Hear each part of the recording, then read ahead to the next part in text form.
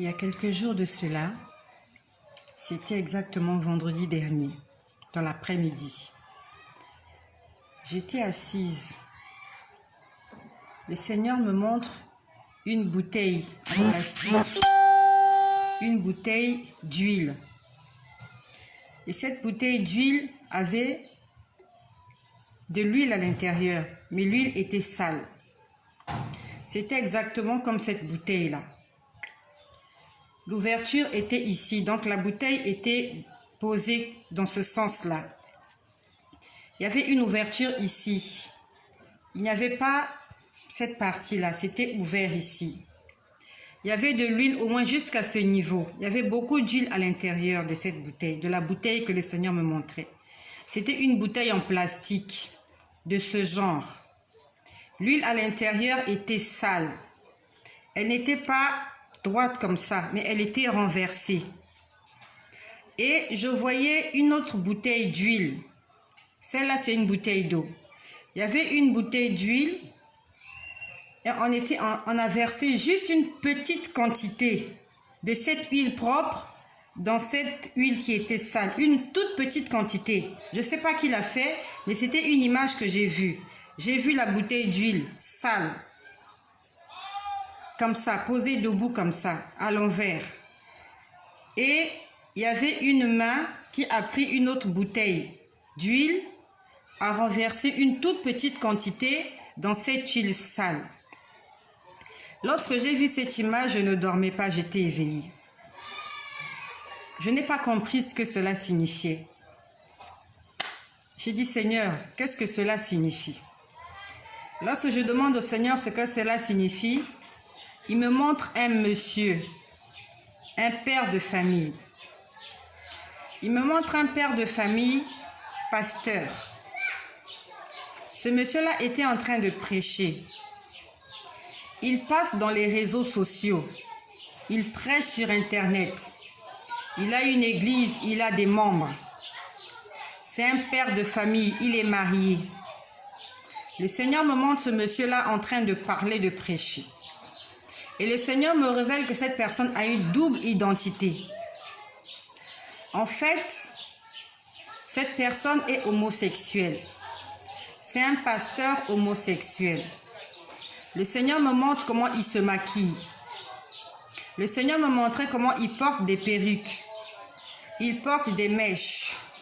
Il porte des vêtements pour femmes. Il entretient des relations extra-conjugales avec d'autres hommes. C'est un homosexuel. Vulgairement, on l'appelle PD. Le Seigneur m'a montré ce pasteur-là, qui passe sur les réseaux sociaux, mais qui a une double vie. Le Seigneur m'a demandé de prier pour toi. J'ai prié pour toi, afin que le Seigneur puisse te convaincre d'abandonner ces choses-là. Parce que dans le livre de Lévitique, au chapitre 18, au verset 22, le Seigneur parle aux hommes. Il dit aux hommes, « Tu n'auras pas de relation avec un homme comme on couche avec une femme, car l'Éternel en a horreur.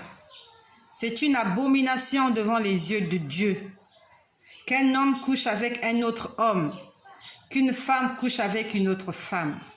Et toi, ce pasteur-là, tu le sais. Tu as laissé l'usage naturel de la femme.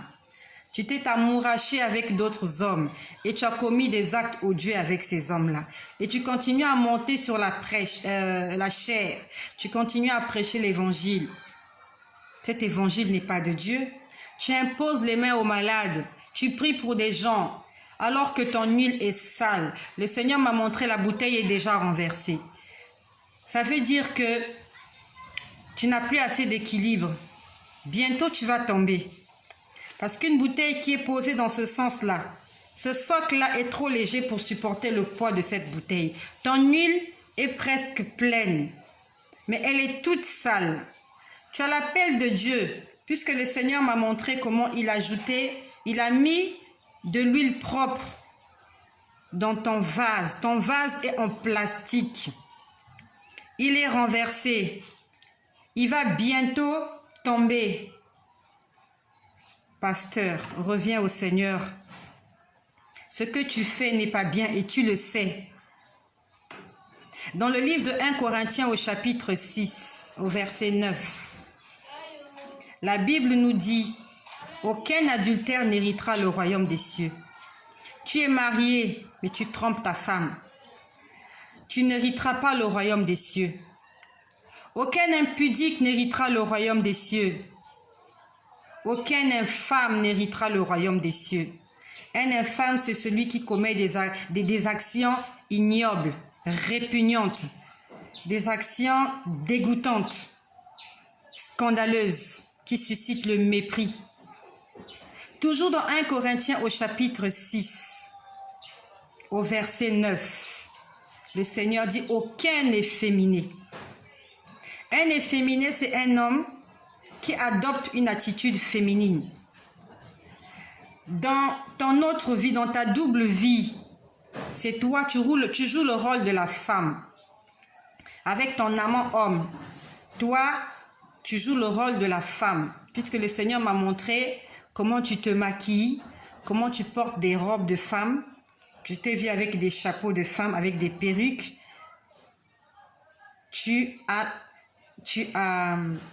En fait, tu es la femme.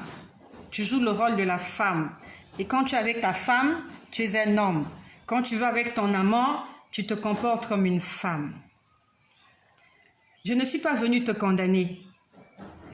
Je n'ai pas été dotée de condamner les gens. Le Seigneur me demande de parler et d'avertir. Le Seigneur est en train de t'avertir parce qu'il est en train de voir ce que tu fais.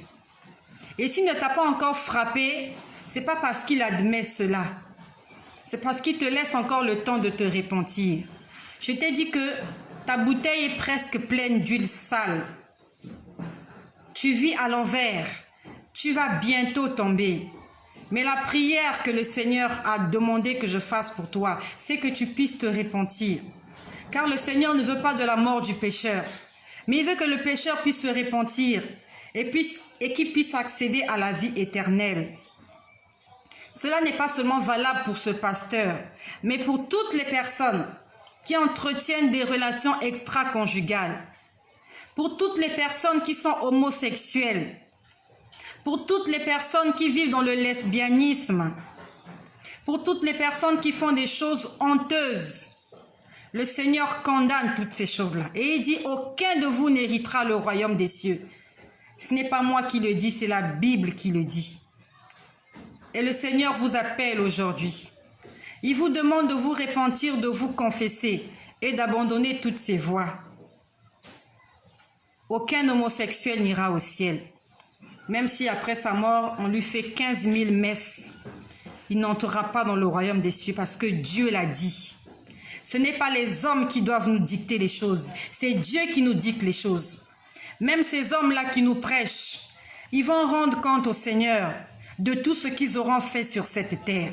Si quelqu'un vient et qui prêche un évangile qui est différent de celui qui est écrit dans la Bible, cet homme sera condamné. Il sera jugé. Lorsqu'on nous parle de certaines choses, consultons la Bible, parce que c'est cette Bible-là qui va nous juger. Ce ne sont pas les paroles du pasteur qui vont te juger. Ce ne sont pas les paroles du prêtre qui vont te juger. Ce n'est pas les paroles de ton dirigeant spirituel. Tous nous allons comparaître devant le tribunal de Dieu. Et nous allons rendre compte de ce que nous avons fait, de ce que nous aurons fait. Cela est valable pour tous ceux qui suivent des films à caractère pornographique. Tu suis des films où les hommes couchent entre eux. Tu suis des films où les femmes couchent entre elles. Le Seigneur est contre toutes ces choses-là. Ces gens-là sont en train de commettre un péché. Toi, tu regardes ce péché et tu prends goût. Tu aimes ça. Ça veut dire que tu participes. Tu participes à leur péché. Même si tu n'étais pas dans le film, le fait de regarder, d'apprécier, d'approuver, tu es coupable. Parce que ce film a été inspiré par les démons, par le diable. Le Seigneur est en train de nous interpeller. Arrêtons avec toutes ces mauvaises choses. Repartons au Seigneur. L'enfer n'est pas le cadeau que Dieu a prévu pour nous. L'enfer est un lieu que Dieu avait préparé pour le diable et pour ses acolytes, les démons. Mais aujourd'hui, nous nous mettons en rang avec Satan pour aller en enfer.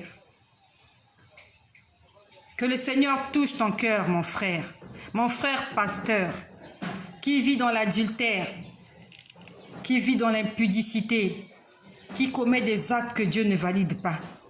Ton huile est presque pleine et elle est pleine d'huile sale. Je prie le Seigneur que tu reviennes à la bergerie avant qu'il ne soit trop tard. Car tel est le vœu du Dieu qui a mis sur toi son souffle.